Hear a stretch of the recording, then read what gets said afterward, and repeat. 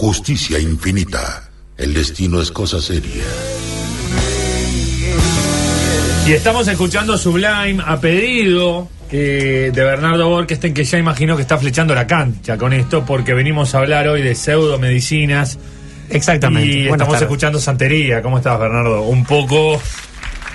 Bueno, ya, pero casi ni se nota.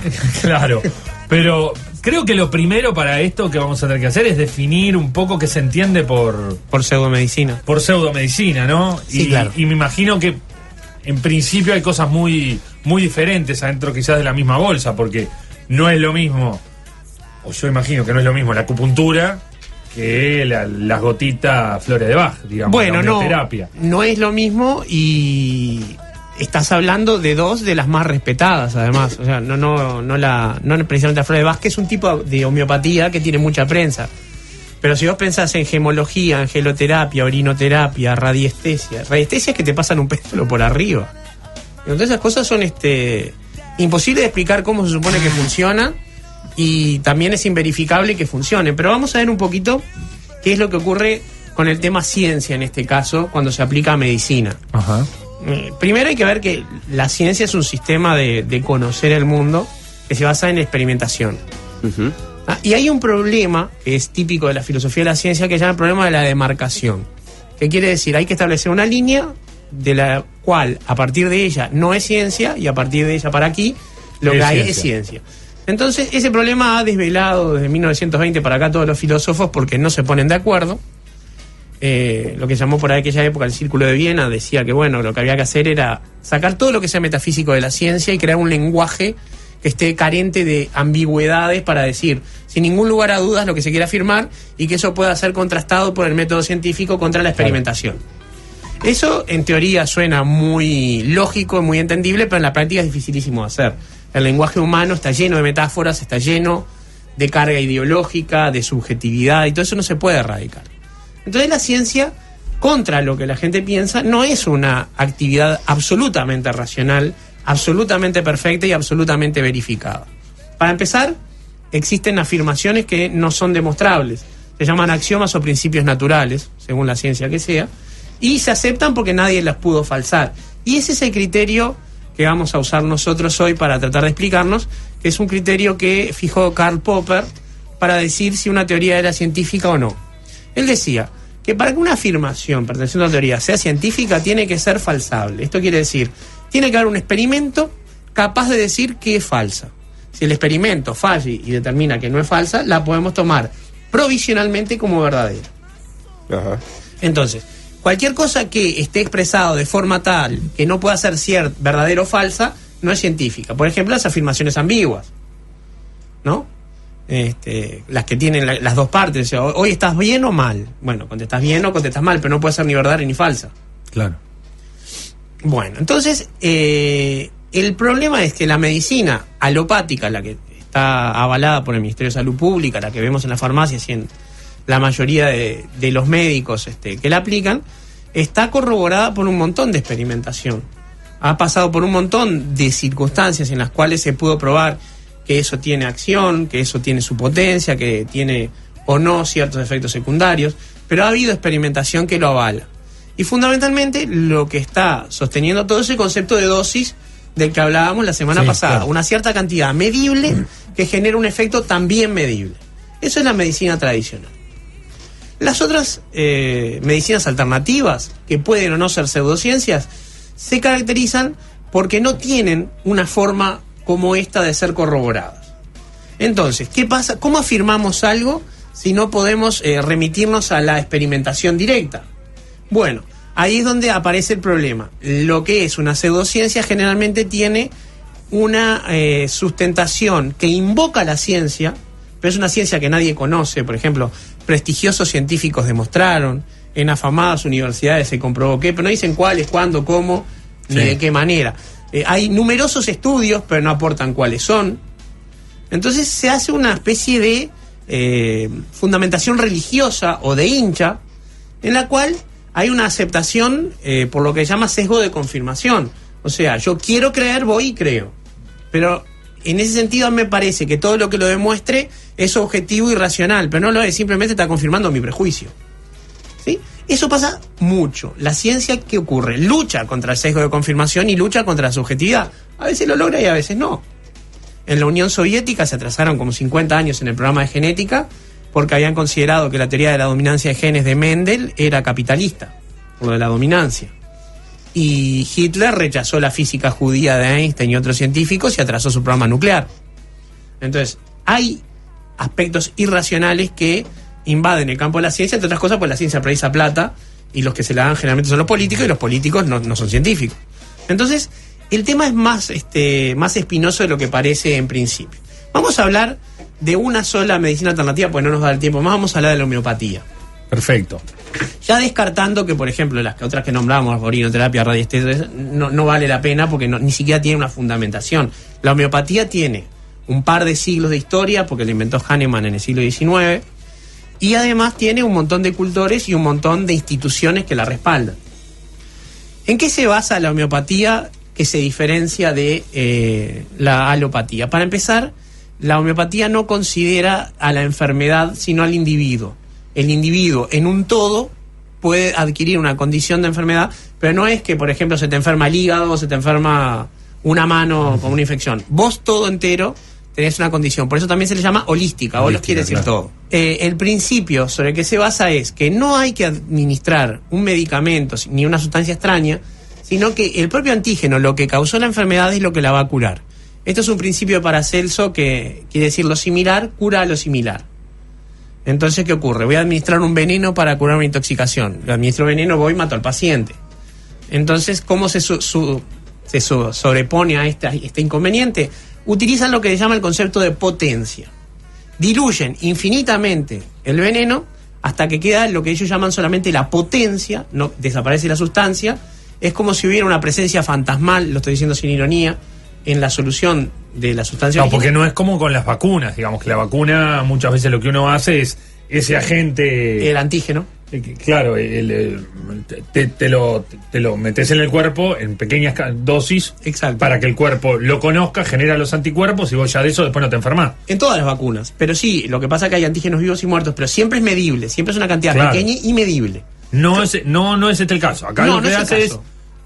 infinitesimalmente, se diluye 50 veces, por ejemplo, tomando una cantidad, 49 de agua, y al final se hace la succión, se golpea varias veces para lograr lo que llama la potenciación. Se parte de algo que se llama tintura madre, que eso sí es medible, porque está hecho como cualquier tintura vegetal o cualquier disolución común, y se administra al paciente una cantidad de esta solución infinitesimal o potencia.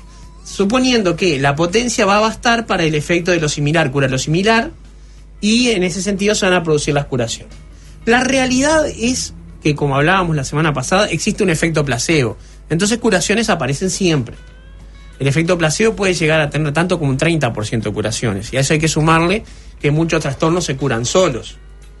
Claro. ¿Sí? Entonces, por ejemplo, no es raro resfrío encontrar... se cura solo, un ataque de alergia se cura solo. Entonces, no es raro que aparezcan las curaciones. El problema es que cada vez que se intentó hacer un estudio doble ciego, o sea, un estudio donde ni el paciente ni el científico saben qué se está administrando a cada uno de los sujetos de experimentación,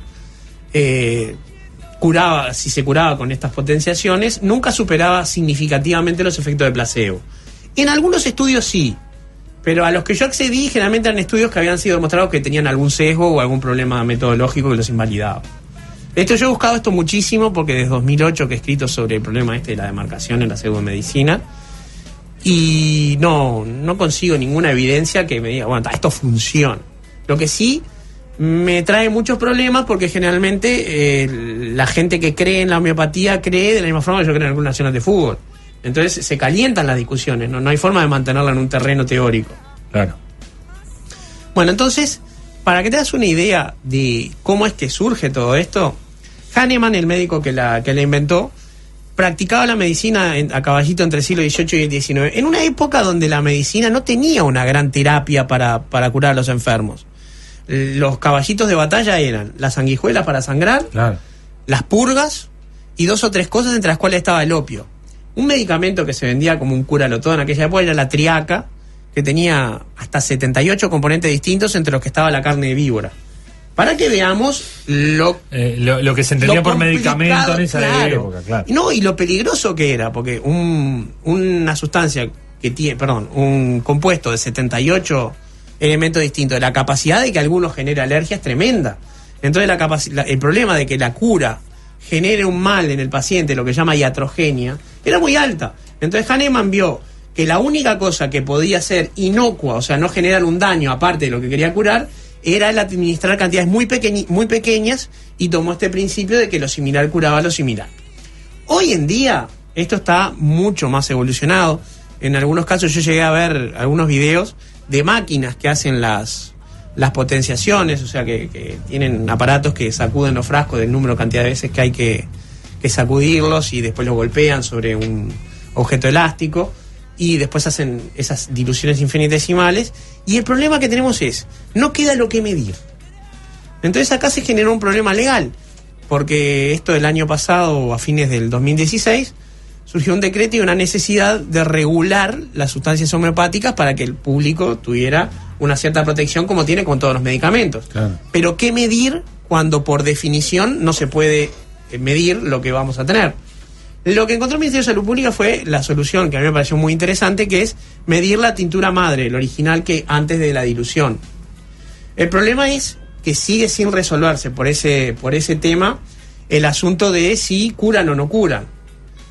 Y la realidad es que se están sumando las evidencias de que efectivamente no cura. Bueno, y seguimos con Bernardo Borkenstein hablando de medicamentos, en este caso no medicamentos, se podría decir, que es la homeopatía, digamos, Exacto. o por lo menos no comprobado. No comprobados según los estándares científicos, lo que no quiere decir que ellos no tengan sus comprobaciones. Habíamos estado hablando de en los temas de las mediciones y eso, y un poco fuera del aire habíamos estado hablando del tema de la develación de la fórmula de los medicamentos ante el Ministerio de Salud Pública para poder tener un registro. Eso es algo que ha pasado con muchas curas que intentaron imponerse por el mercado, llamémosle no regulado o por fuera del mercado legal, no con intenciones ilegales, sino con intenciones de justamente, como no había una reglamentación para las potenciaciones, pasaba esto. Y el tema es que no es opcional develar la fórmula de las autoridades. No pasa acá, no pasa en Estados Unidos, no pasa en ningún lado. O sea, una persona o una institución que quiere presentar una cura para algo, aparte de los estudios clínicos, tiene que decir con qué la hizo. ¿Sí? No existe que porque yo decido que voy a proteger mi producto. Claro, no es la fórmula de un refresco. No, y igual eso lo tenés que también registrar. Por supuesto que está registrado, y por supuesto que está declaradas las listas de ingredientes. Hay ciertas restricciones, por ejemplo, en los aromas se puede guardar algún digamos, rastro de discreción, pero por ejemplo, en los perfumes, que es el caso más sintomático, en los estuches, si vos ves en la lista de ingredientes, están declarados un montón de compuestos químicos que son los componentes que son posibles alergénicos, y declarados uno por uno. Entonces, generalmente la gente no mira la lista de ingredientes de un perfume, pero esos están absolutamente declarados por ley.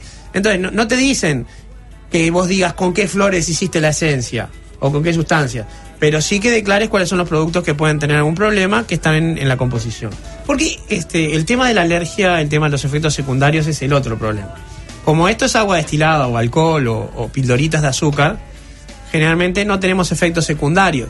Pero el problema que se da es, ¿qué ocurre con una enfermedad que no se detiene, como puede ser, por ejemplo, el cáncer? El problema de los efectos secundarios y los efectos no deseados, si bien el producto en sí no los tiene, porque estamos hablando que es prácticamente solvente puro, que puede ser azúcar, los que han tomado productos homeopáticos vieron que a veces vienen unas pildoritas chiquititas.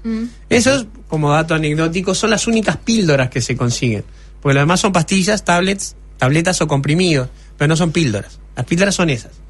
Y también las gotitas, que básicamente, como decíamos, son solamente los solventes, entonces un efecto secundario no puede dar. Pero sí puede pasar que no detengan la enfermedad que se suponía que iban a detener, y en ese caso se genera un problema serio. El caso más famoso de todo fue el de Steve Jobs. Steve Jobs decidió tratarse un cáncer de páncreas con medicina alternativa y murió. El hombre que tenía toda la medicina mundial, toda la terapéutica del planeta a su disposición, eligió esto y no pudo frenar la enfermedad, sino que además se aceleró.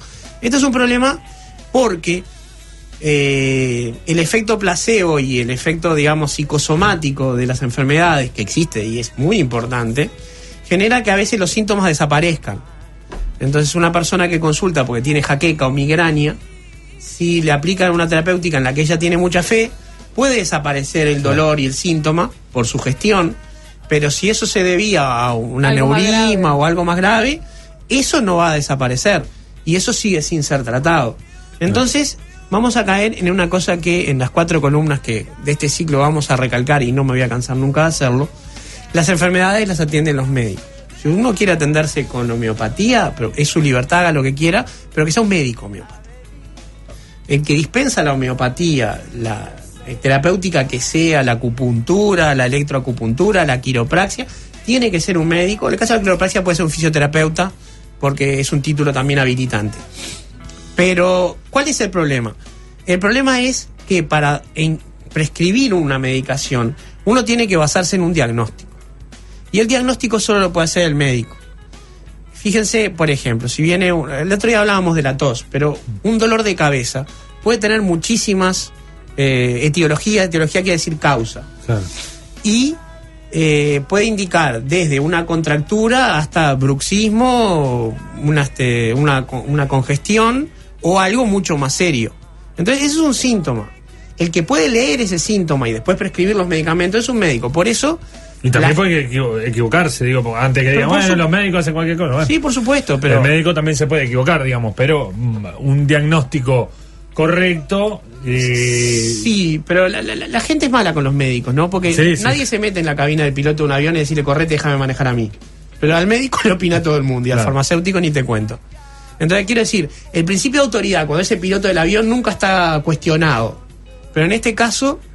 Por un tema mayor de exposición y sobre todo yo creo que también no vamos a entrar en el debate de la figura del médico, pero creo que durante un tiempo desde la medicina se hizo cierta cosa de algunos médicos, probablemente de cierta cosa del lugar de estoy por encima del resto, y muchas veces desoyendo lo que la experiencia del propio paciente, digamos, que a ver, es como vos te conocés, entonces digo, yo no me puedo diagnosticar un X enfermedad, no sé, una enfermedad yo tengo una enfermedad crónica, por ejemplo, una anemia crónica, que yo no me la podría haber diagnosticado nunca, porque no tenía razón de ser.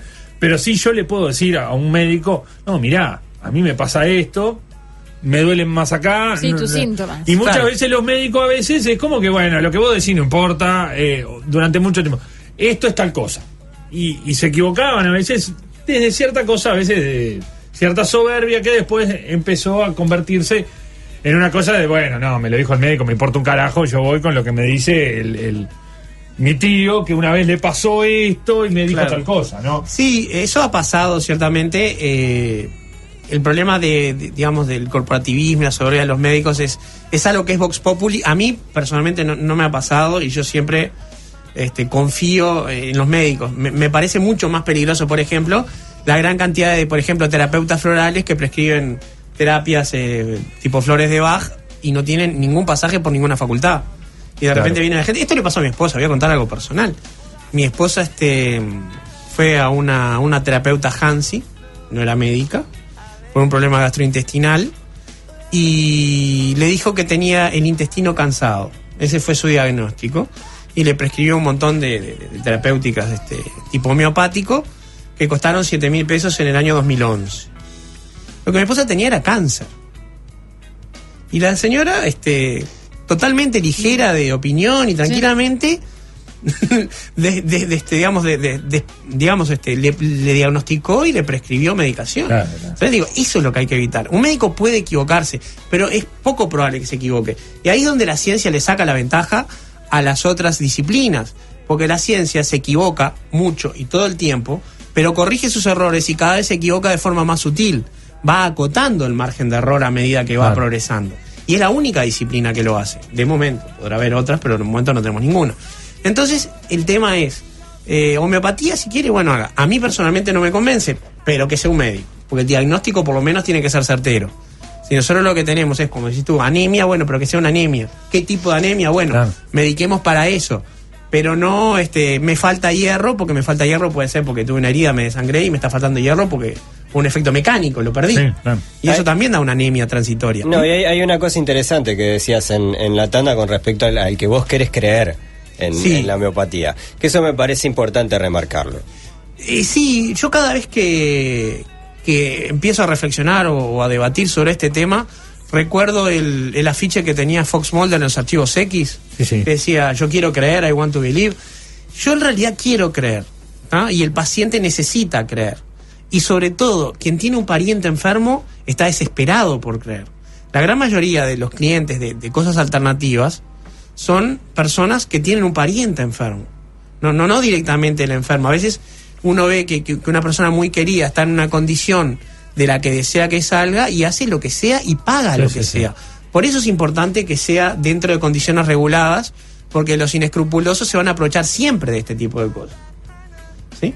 Entonces, bueno, el tema es que cuando nosotros nos mantenemos dentro de los mecanismos regulados, hay una garantía, y el tema de la garantización es muy importante en este tema, de que alguien demostró las cosas.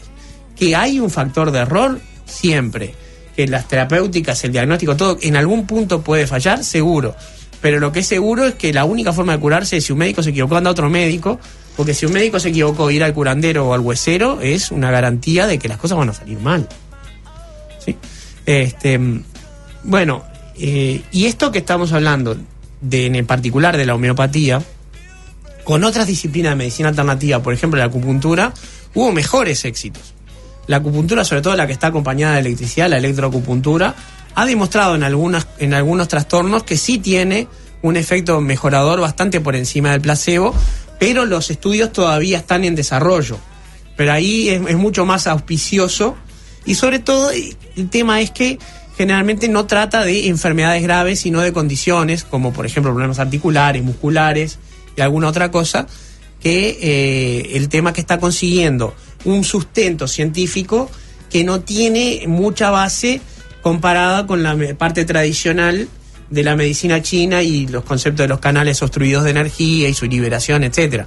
Se siguen enseñando, pero hoy la medicina científica está demostrando que va por otros carriles un poco más entendibles o por lo menos un poco más medibles.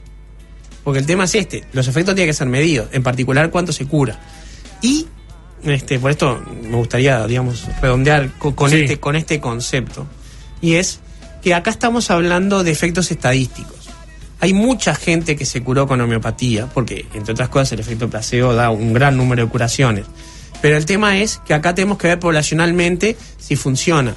Todos conocemos personas que son fanáticas de la homeopatía y que se han curado, pero el que regula tiene la obligación de decir, no, a mí mostrarme que se cura el 70%, que se cura el 8%, porque si no, estamos dando lo mismo que si diéramos aceite de serpiente, o sea, un placebo cualquiera, que simplemente porque suena impactante va a generar un efecto de curación. Entonces, lo más importante es, primero el médico, y ahí uno elige el que quiere, si quiere un médico homeópata, lo que sea, pero ante un trastorno, un problema de salud, la primera medida es ir al médico. Y después que tenemos un diagnóstico correcto y seguro, ahí vemos cómo se hace la terapéutica. Perfecto. Bernardo, ¿qué vamos a hablar la que viene? La que viene, bueno, te dejo elegir. ¿Qué preferís? ¿Antibióticos, antidepresivos o analgésicos? Bueno, votamos. No sé, tener tantas... Son todos muy interesantes. Todos muy interesantes. Y arrancamos por analgésicos, si te parece. Bueno, Jimena que perdimos a Jimena. No, Jimena. Entré, que dije hace una semana que no tuve ibuprofeno, lo logró. Lo logró. Bueno, hablaremos de analgésicos. Hablamos de analgésicos. ¿Tenemos alguna pregunta?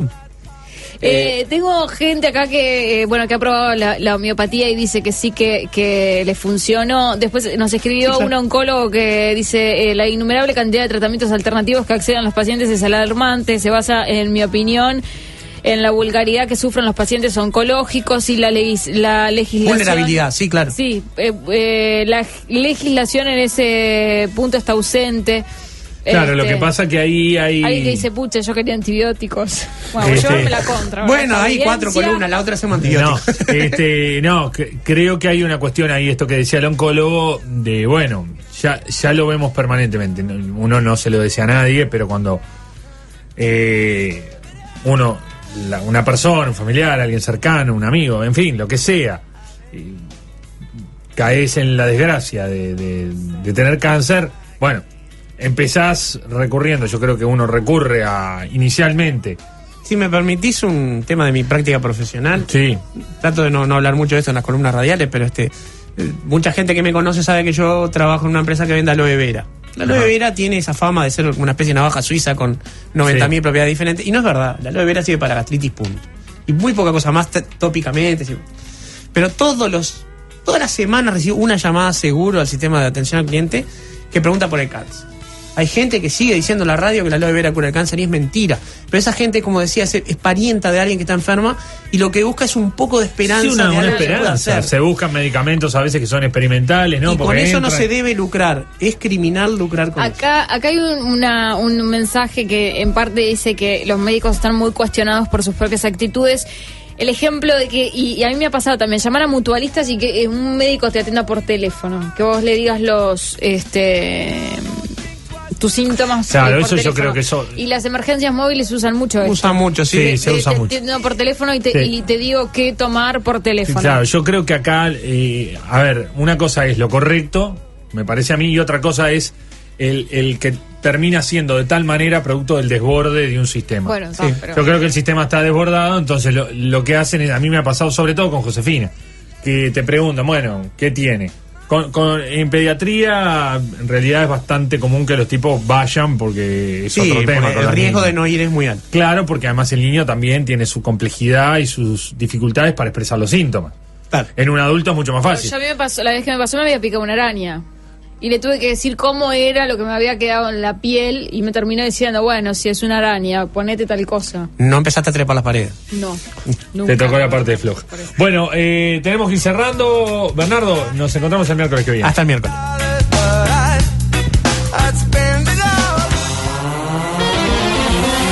Justicia infinita. El destino es cosa seria.